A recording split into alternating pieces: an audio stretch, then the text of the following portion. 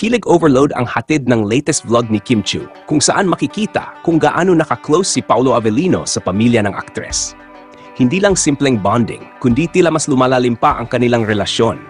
Kasama na ang mas mainit na pagtanggap ng pamilya ni Kim kay Paolo.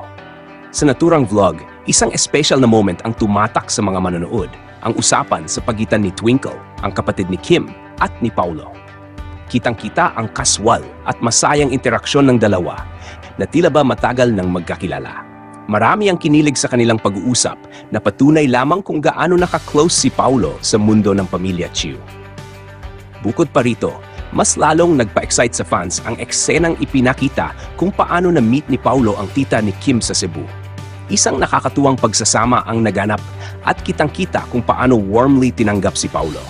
Hindi maiwasang mapansin ang saya sa mukha ng aktor habang nakikibonding sa pamilya ng aktres. Isang bagay na lalo pang nagpapakilig sa kanilang mga tagahanga. Dahil dito, hindi napigilang maglabasa ng samut-saring reaksyon mula sa netizens. Marami ang natuwa sa closeness ni Paolo sa pamilya ni Kim. At ilan sa kanila ang nagbigay ng sweet na komento tulad ng "Paolo is really making an effort to be close to Kim's family." Nakaka-happy makita sila together. At ang saya nilang panoorin, parang pamilya na rin si Paolo sa kanila.